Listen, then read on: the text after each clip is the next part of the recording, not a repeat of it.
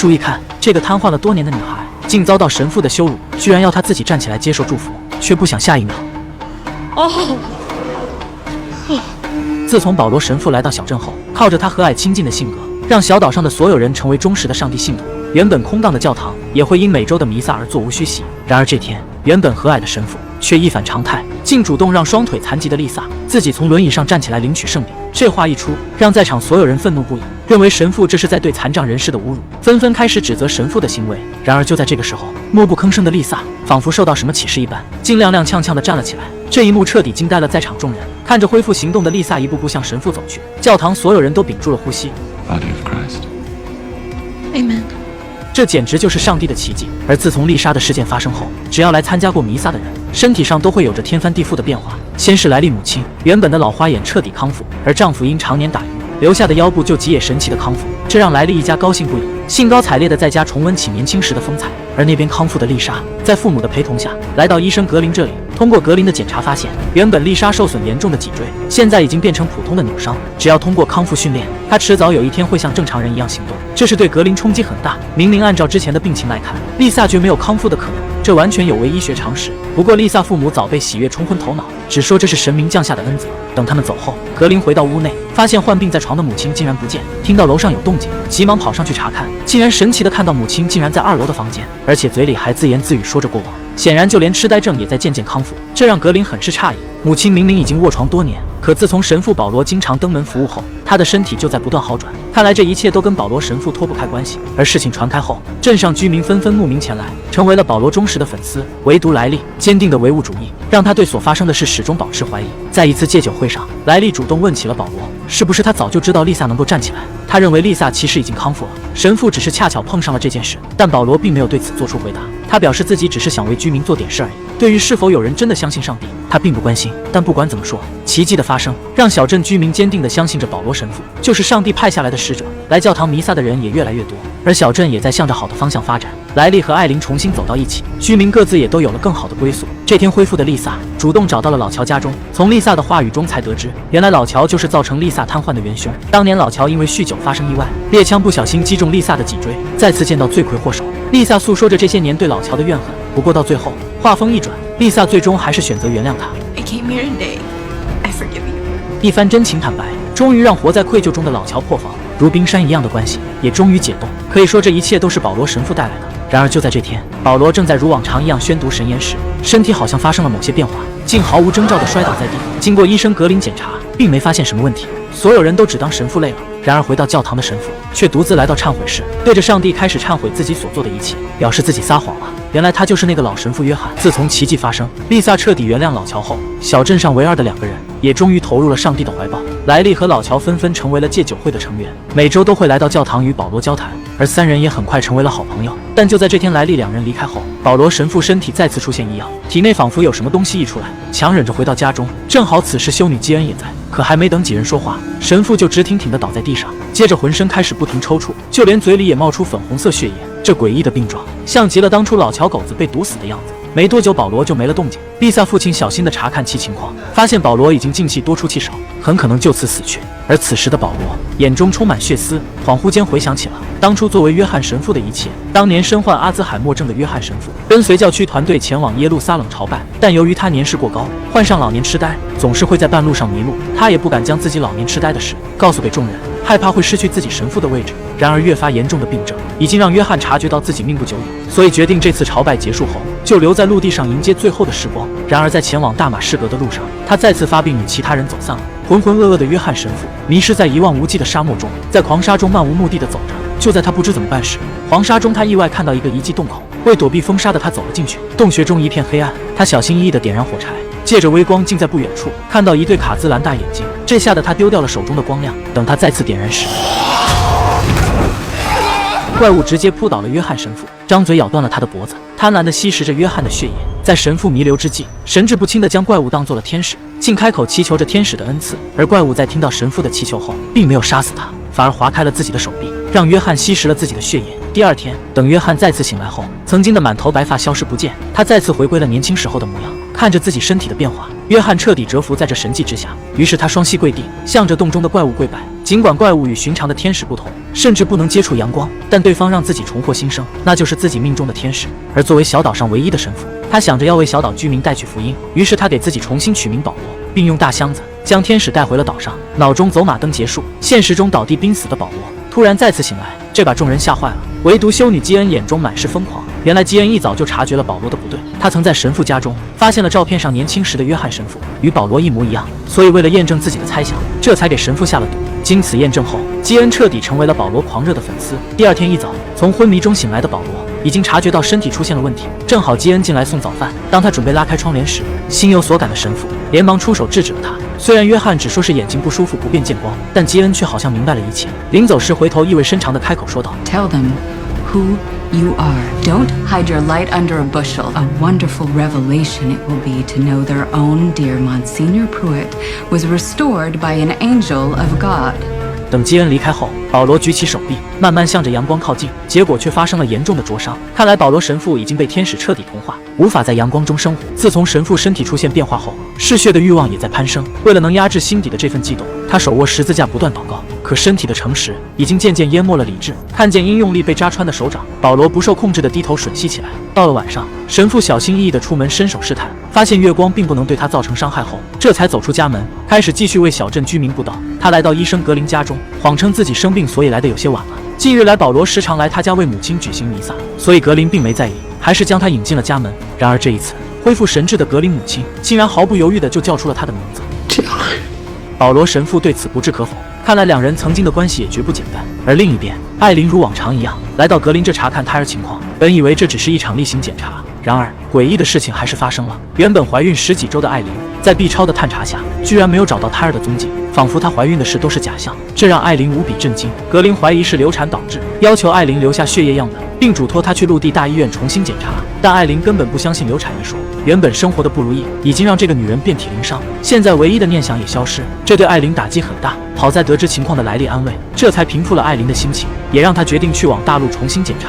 然而诡异的事情还在接连发生，时常接受弥撒的格林母亲肉眼可见的变得年轻了，甚至老年痴呆的毛病也彻底康复。可对于母亲返老还童的迹象，并没有让格林感到高兴，心中反而升起担忧。就在格林忧心时，盛放艾琳血液样本的试管却发生了离奇的变化，在阳光的照射下，试管中的血液竟诡异地燃烧起来。而与此同时，被丽萨原谅的老乔在参加戒酒会后决定洗心革面，可他还是低估了酒精的诱惑，站在便利店橱窗前，心中纠结万分。好在最后他还是忍了下来。成功战胜欲望的老乔打算去找神父寻求慰藉，殊不知此时的神父也在与自己的欲望交战。由于天使赐予的圣水告解，保罗神父被折磨得越发疯癫，在房间中不断踱步忍耐，但最后他还是失败了。冲出房门的他祈求着天使的赏赐，然而却依然不见天使踪影。为了缓解心中的饥渴，神父喝掉了最后的圣水。而就在这个时候，老乔出现在门前。一无所知的老乔高兴地向神父分享着自己的努力，结果交谈间无意间看到墙上的老旧报纸，上面赫然就是约翰神父年轻时的样子。望着两人如出一辙的样貌，老乔还以为保罗是约翰的私生子，一时间感到有些尴尬，连忙借口想要离去，然而却被保罗叫住。他以神的名义宽慰着老乔，并让老乔和自己拥抱了一下。然而近距离接触活人让神父彻底失控，察觉不对的老乔想要挣脱，却为时已晚。在一阵挣扎间，老乔失足摔倒，脑袋碰到了桌角，鲜血顿时浸染了地面。见到鲜血的保罗再也抑制不住体内滋长的欲望，根本不管老乔死活，开始疯狂吸食着地上的血液，甚至还捧着老乔的头颅舔舐起来。等到第二天，教堂早早坐满了人，然而却迟迟不见神父的踪影。基恩只好赶去寻找，可等基恩见到家中惨状时，却显得出奇的冷静。他并没有举报，反而异常冷静地来到保罗身旁安慰，让神父去赶紧冲洗一下，换上衣服跟他去教堂。可此时的神父轻轻将手放在阳光下，一阵灼烧的烟雾便升腾而起，显然他早已不能在阳光下行动。见到这情况的基恩并没有慌张，而是回到教堂安抚了居民的情绪，谎称神父身体不适，弥撒仪式暂时取消，随后便叫走了镇上对神父最忠诚的两人。来到神父家中，老船长和丽萨父亲被眼前的场景彻底惊住。丽萨父亲质问这到底发生了什么，然而还没等他把话说完，基恩便直接给了他一巴掌，然后开始了自己的洗脑，表示这一切都是神父受到上帝的指示不得已做出的行为。加上老乔在小镇上本就不受待见，而神父在展现奇迹后的影响力，双方价值高下立判。靠着基恩诡辩的能力，两人彻底成了狂热的信徒。最终在基恩的指挥下，两人开始着手毁尸灭迹。而另一边，艾琳为了查明身体的原因，来到大陆的医院中，但经过检查，得出的结论却让她大为震惊。她的各项指标都是阴性的，这意味着她在生物学上根本就没有怀过孕，因为即便流产后，在6周内体内激素也都会维持在高水平。这一时间让艾琳有些难以接受，只能满心疑惑地坐船回家。晚上赶来参加戒酒会的莱利见老乔没有来，便询问起神父情况，结果神父却对他说，老乔已经离开了小岛，回到了大陆上探望他的姐姐去了。然而这话瞬间让莱利起疑，因为就在昨天，老乔还曾告诉过他，他的姐姐早在几个月前就去世了。显然保罗神父在撒谎，这让莱利心生警觉。他并没有第一时间戳穿神父的谎言，而是回到家中将这件事告诉给了母亲。可自从保罗来到小镇后，给这座死气沉沉的小岛带来了无数奇迹。显然神父伟岸的身影已经深深刻进了所有人心中。眼见母亲不幸，莱利只能嘱托他留个心眼。说完便出去寻找艾琳，可神父的谎言始终让莱利心绪不宁。最后他还是决定去找神父问个清楚。而这边的神父在莱利走后又开始变得焦躁不安。见到天使出现在眼前，保罗终于松了口气，焦急地表示自己已经没有剩餐了，但天使却只让他不要说话，随后便径直向一旁走去，而保罗则虔诚地跪倒在地，忠诚地祈求着天使的恩赐。只见这所谓的天使来到桌前，打开杯皿后，将自己的血液源源不断地注入其中，而这就是神父口中所谓的圣水。可就在保罗祈求着赏赐时，去而复返的莱利也正巧找了过来。看着意外闯入的莱利，神父彻底懵了，而莱利也被天使那诡异身形吓了一跳。可还没等他又进一步反应，天使就盯上了他。看着莱利被扑倒，保罗并没有上前营救，反而主动将门关了起来。等候了一晚上的艾琳给莱利打了无数个电话，都无人接听，这让他心里不免开始担忧。于是第二天，他找到莱利母亲询问其下落，可母亲却告诉他，莱利昨晚就说要去艾琳家，他还以为两人是待在一起呢。艾琳又来到码头，找到莱利的弟弟和父亲，华伦也表示并没见到哥哥，而父亲在听到消息后，立刻就怀疑儿子又开始酗酒，这不免让他有些愤怒。显然家中虽然没有对莱利曾犯下的错误指责，可依然对他抱有很深的意见，甚至在莱利失踪后都没有第一时间选择报警，反倒是搜寻无果的艾琳最终找到了小镇警长寻求帮助。而此时的另一边，被咬的莱利并没有死去，突然惊醒的他发现神父早已在旁等候，但他还在昨夜的惊慌中没有缓过来，根本不听神父的劝阻，直接拉开房门准备离开。幸好神父眼疾手快，这才避免了他被阳光烧成灰烬。显然莱利也已经被天使彻底转化，而带回莱利的神父也向他坦白了一切，承认了杀害老乔的事。然而神父却对此没有一丝愧疚，认为这都是上帝的旨意。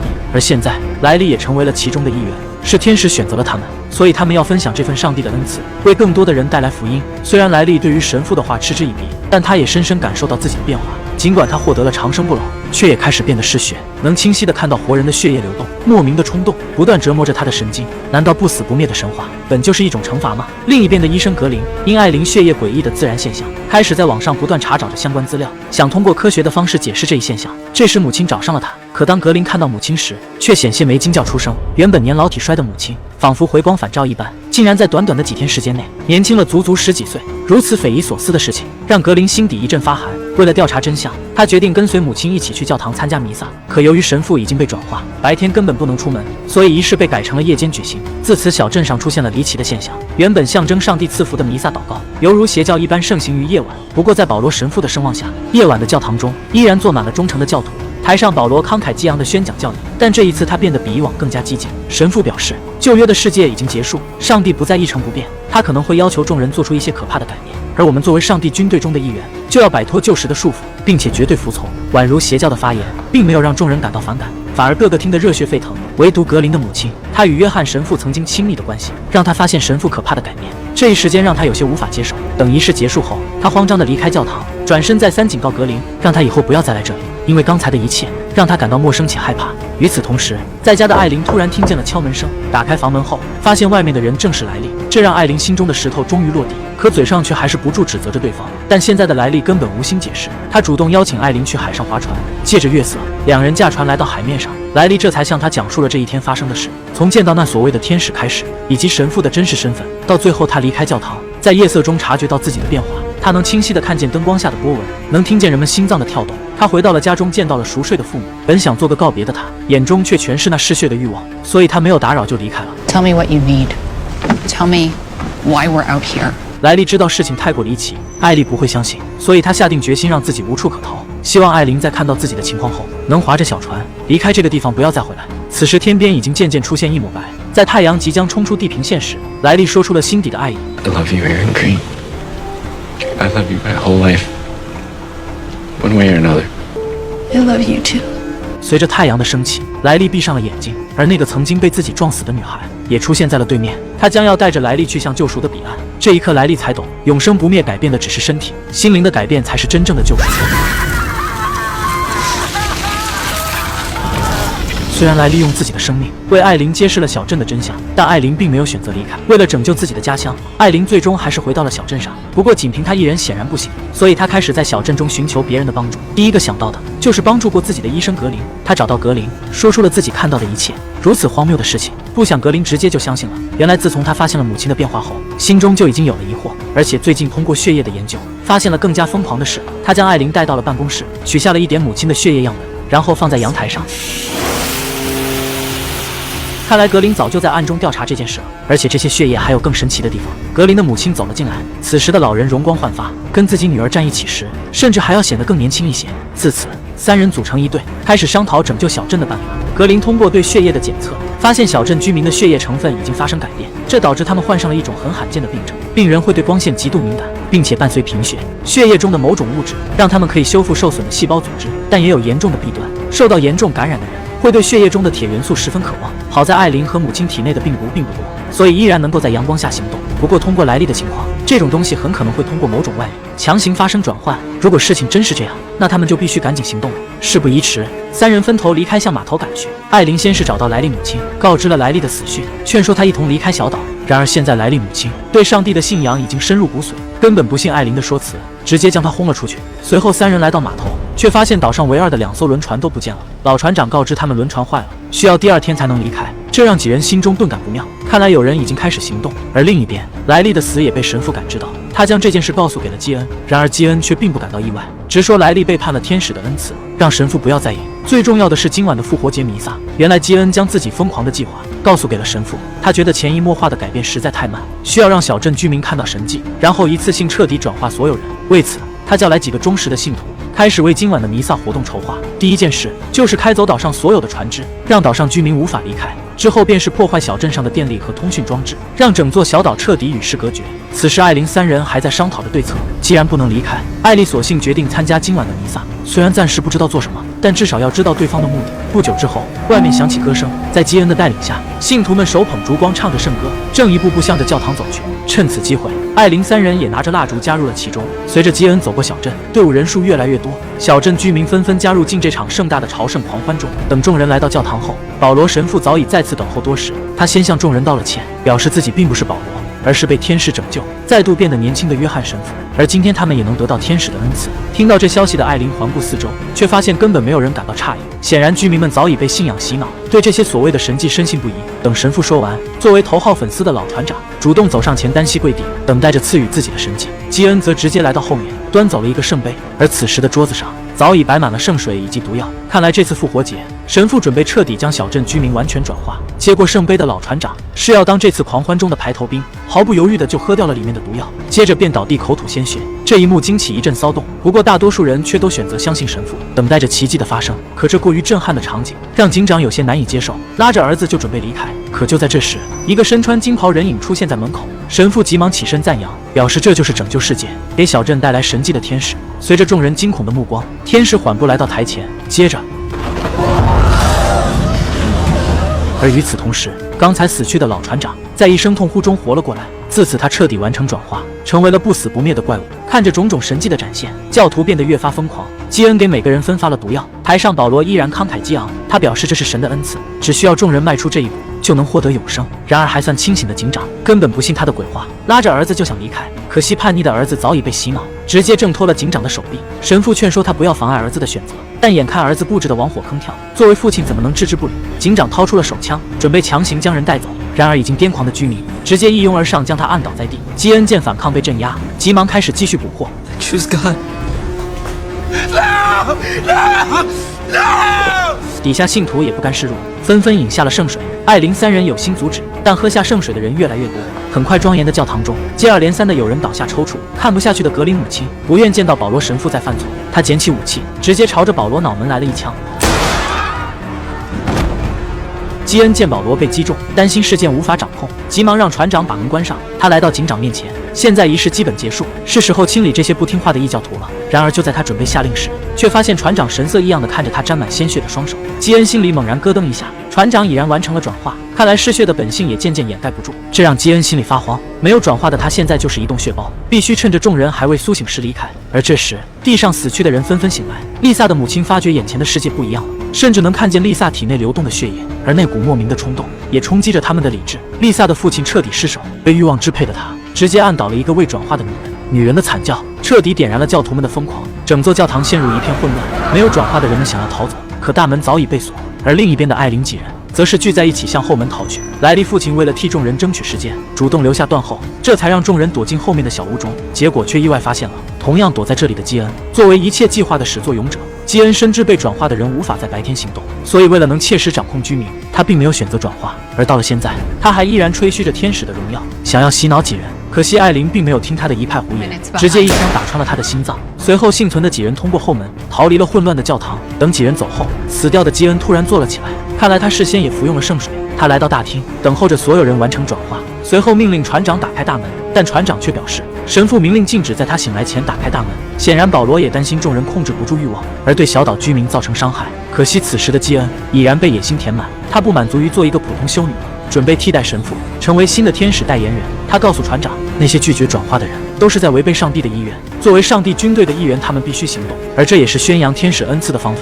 一场宣扬恩赐的屠杀即将上演。自从修女基恩掌权，要求打开大门，让所有教徒出去传播福音后，转眼间教堂里就只留下一地的鲜血。而此时约翰神父已经醒来，颓然地坐在台阶上，人们的疯狂让他开始怀疑自己所做的一切是否正确。教堂外，被吸血鬼拖走的格林母亲突然从地上惊醒，看来她也因为死亡完成了转化。她来到教堂，看着坐在地上的神父，什么都没说，静静地陪他坐在了一起。神父向格林母亲说出了实情，原来神父才是格林的亲生父亲，他所做的这一切都是为了他们一家人能够团聚。他不想到死都不能和女儿相见，然而事情却远远超出了他的设想，现在即便后悔也无计可施。而此时的小镇上俨然一副地狱的景象，教徒们闯入房间，见人就咬，彻底成了嗜血的怪物。逃出教堂的6人躲在艾琳家中商量对策。小岛上的通讯设置已然损毁，根本无法联系外界，好在还有一艘小船能用，可就这样弃之不顾的话，那些被转化的人一旦去到大陆，后果将不堪设想。于是最终几人决定让华伦和丽萨2个孩子乘坐小船离开，而他们剩下的4人则想办法阻止灾难。